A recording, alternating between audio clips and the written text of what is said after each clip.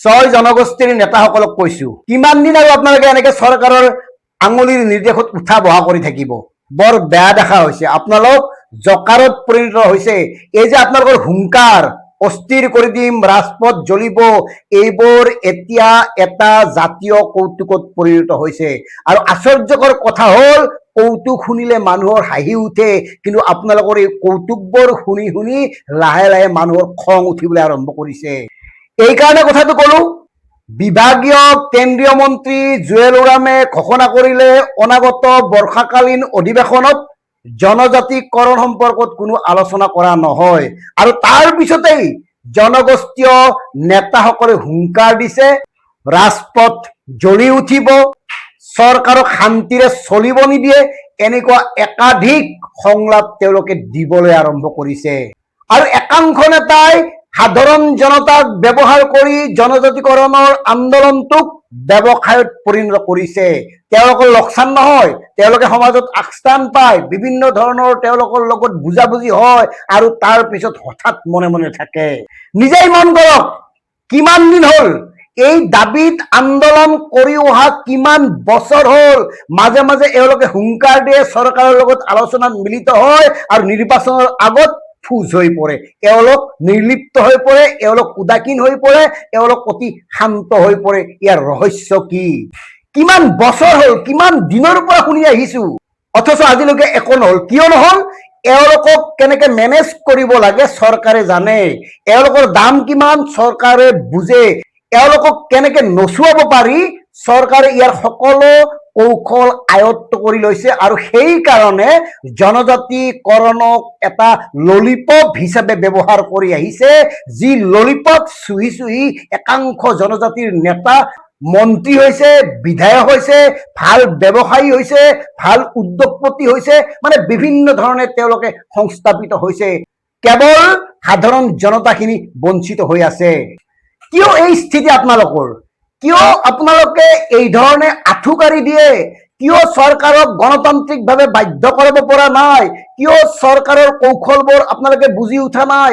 প্ৰতিটো দলেই প্ৰতিটো নিৰ্বাচনৰ আগত নিৰ্বাচনী ইস্তাহাৰত জনজাতিকৰণৰ এই প্ৰস্তাৱটো বৰ ধুনীয়াকে লিখে, তাৰপিছত একো নকৰে। কিয়? এই নকৰাৰ ৰহস্য কি? কৰিব নোৱাৰাৰ কাৰণ কি? এই কথাবোৰ বুজোতে ইমান দিন কিয় লাগে আপোনালোকক?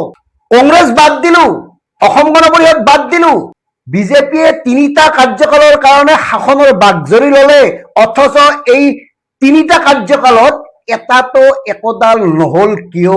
তেওঁলোকেতো কৈছিল, মানে মন্ত্ৰীগতে প্ৰতিবেদন প্ৰস্তুত কৰি কেন্দ্ৰত দাখিল কৰিছে, অথচ কেন্দ্ৰৰ বিভাগীয় মন্ত্ৰী জুৱেল ওৰামে ক'লে সেই মন্ত্ৰীগতে প্ৰস্তুত কৰা প্ৰতিবেদন কেৱল বিবেচনাধীন হৈয়ে আছে।